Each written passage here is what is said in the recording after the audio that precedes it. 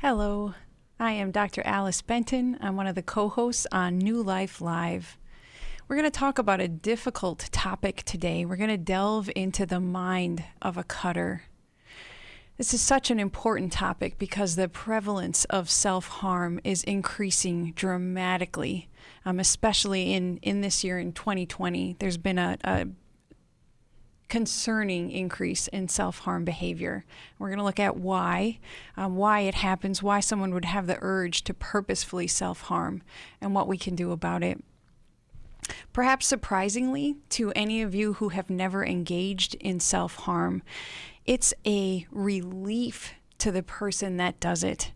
It's a distraction, it's a comfort, it's a rush. And it's a way to control their uncontrollable emotional pain and their inner turmoil.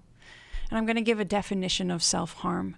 Most self-harm, especially what we'll be talking about today, is actually not suicidal, although it's always important to check and to ask about thoughts of suicide. But the kind of self-harm that we'll be discussing tends to be non-suicidal intent.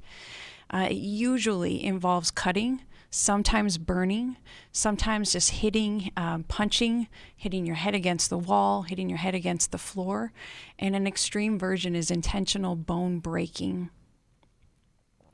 It's very common that for people who engage in self-harm, they struggle with deep negative self-accusations.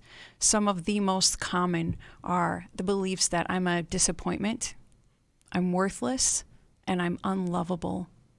Those beliefs have fit for everyone that I have talked to and work with who have engaged in self-harm.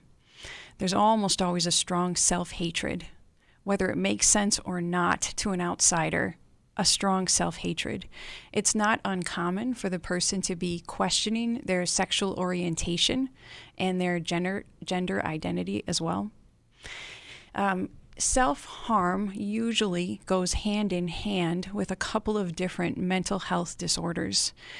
There's almost always a background of some form of trauma, not necessarily big T trauma. Sometimes it's smaller T trauma in the form of bullying, but if you look far enough, there's usually trauma.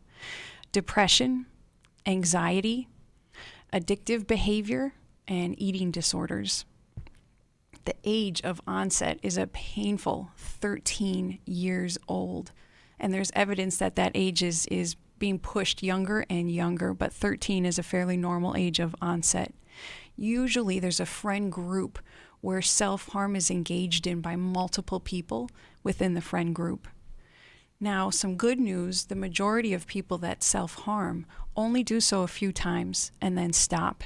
It's much more uncommon for the behavior to continue long-term.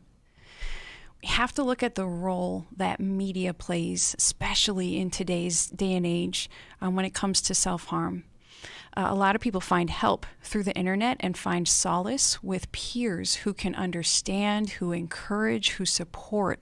So a lot of good can come from internet use with people who struggle with self-harm. Unfortunately, there's also a push to normalize the behavior within the peer group. There can also be competition to self-harm better than what you know your peers are doing. There's even a lot of reports of ridicule within that self-harming community for people who aren't self-harming significantly enough. So you might go in to get help, to get support, and to get encouragement. But there is a strong vulnerability to gather information and a competitive peer group that can actually make the behavior worse. Researchers have been finding that there is a large collection of photos of self-harm and even videos, live action videos of self-harm, as well as a lot of cartoon self-harm. Anime is a big genre that involves self-harm. And once adolescents start looking at that kind of material, it tends to trigger more significant self-harm. It can become part of the ritual of the self-harming behavior. People describe feeling a rush as they look at these photos and they look at the videos, and then a stronger urge on their own part to follow through. They report finding better techniques, meaning more dangerous techniques, to both self-harm and then to hide it afterwards.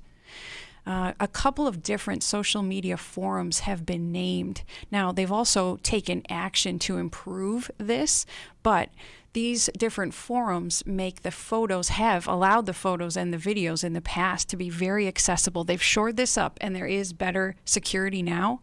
But some of the social media platforms like Pinterest, Snapchat, Tumblr, some of them allow anonymous posting.